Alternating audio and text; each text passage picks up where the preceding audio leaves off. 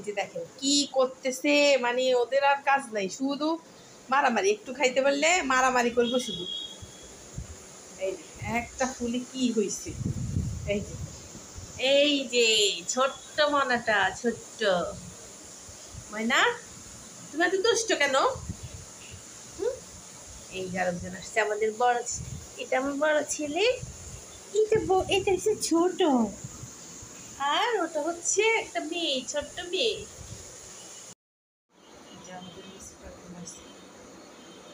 দেখেন নতুন সদস্যটাও ঘুমাইছে, কীভাবে ঘুমাইছে, ফ্রির মধ্যে মাথা দিয়ে নিচে পাশা ফলে রাখছে। মানে ওরা আমি রান্না করে আসলে সারাক্ষণ আমার পাশেই থাকবে, পায়ের পাশে, তারপর বোটের নিচে, পাশার নিচে, সবখানে ওরা থাকে। কী বলবো, ওদের জন্য আমি কাজ করতে পারি না ঠিক মতো। এই যে দেখেন এই বাচ্চাটাকে আজকে আমি আমাদের মসজিদের সামনে পাইছি, মনে হয় মা হারা হয়ে গেছে, আর নইলে কারো মনে হয় পালা ছিল, উপর থেকে পড়ে গেছে, অনেক জোরে জোরে চিল্লাচিল্লি করতেছিল।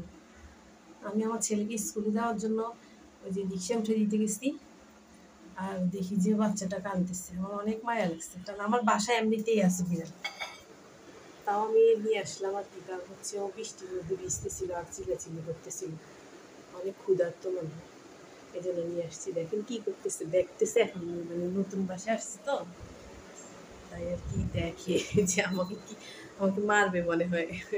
আসো এদিকে আসো, আসো। এই যে আমাদের নতুন মেম্বার, নতুন অতিথি, সুন্দর না অনেক, চোখগুলা অনেক সুন্দর মাশাআল্লাহ। এই যে খাবার দিয়ে রাখছি, খাবার খাইতেছে না, মানে ও ভয় পাচ্ছে যে কোথায় আসছি আমি, আমাকে মারবে কিনা এগুলো ভাবতেছে, যে আমারগুলোর সাথে মারামারি হবে, তো এই জন্য আমি ওকে আলাদা রাখছি এখন আপাতত। কারণ হচ্ছে ওর নতুন তো অ্যাডজাস্ট করতে হবে আস্তে আস্তে। আর এখন আমার বাসা চিপা চাপা ঘুরে ঘুরে দেখতেছে।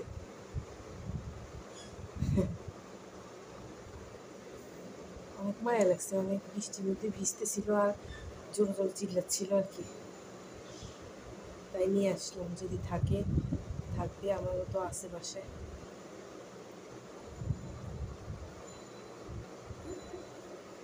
কি আছে বাচ্চা, সব ঘুরে ঘুরে দেখতেছ?